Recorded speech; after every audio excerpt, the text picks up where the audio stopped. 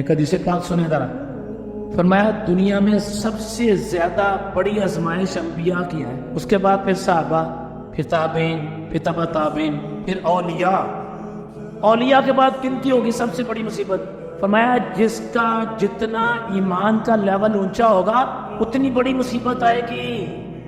اللہ فرمایا کہ جس کا ایمان کا لیول جو ہوگا نا، جس درجے پر ہوگا اس کے مطابق اس پہ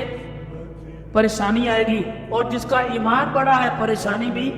بڑی آئے گی۔ لیکن مزیدار بات کیا ہے؟ جس کا ایمان مضبوط ہوتا ہے نا، جب پریشانی آتی ہے نا، وہ فٹو فٹ اپنے رب سے رجوع کرتا ہے، اللہ تیری مہربانی، چل کسی اپنے نیک بندے کو نہیں بھیج دے، تو اللہ پاک تو میرے پہ کرم کر دے۔ یا وہ نفل پڑھتا ہے، یا وہ اپنے کسی دوست سے بات کرتا ہے، کسی نیک بندے کے پاس چلا جاتا ہے، اس کو رائے راست میں لگا دیتا ہے، کیا تو اللہ کی بارگاہ میں توبہ کر، تو اللہ کی بارگاہ میں تو قرآن پڑھ، تو یہ وظائف پڑھ، تو یہ وظائف پڑھ، تو یہ وظائف پڑھ، اللہ خود ہی اس کی پریشانی کو دور کر دیتا ہے۔ اور جس کا ایمان جتنا کمزور ہوگا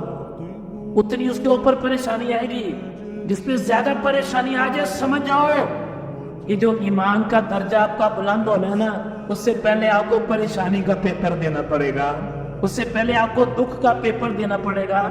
اس سے پہلے آپ کو تنگ دستی کا پیپر دینا پڑے گا، اس سے پہلے آپ کو پریشانی کا پیپر دینا پڑے گا۔ ہاں اگلی بات بھی ہے، پریشانی کے پیپر، دکھ تکلیف کے پیپر میں پاس ہوں گے تو اگلی کلاس میں جاؤ گے، فیل ہو جاؤ گے تو پھر اگلی کلاس میں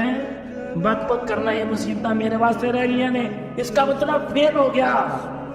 یہ کیا بات ہوئی، میں کی کر لیا باجی، اس کا مطلب فیل ہو گیا کہ اللہ تیری مہربانی، مجھے پتا ہے یہ میری ہی غلطیاں ہیں، یہ میرے ہی گناہ ہے جس کی وجہ سے تو میرے پہ اتنی سختی ہے، اللہ میری غلطیوں کی وجہ سے پریشانی آئی ہے۔ یہ ہے پیپر اور یہ ہے پاس ہونا، پھر اللہ اگلے درجے میں لے جائے گا، پھر اللہ تیری پریشانی بھی دور کرے گا، پھر اللہ تیرا دکھ بھی دور کرے گا، پھر اللہ تیری مصیبتیں بھی دور کرے گا۔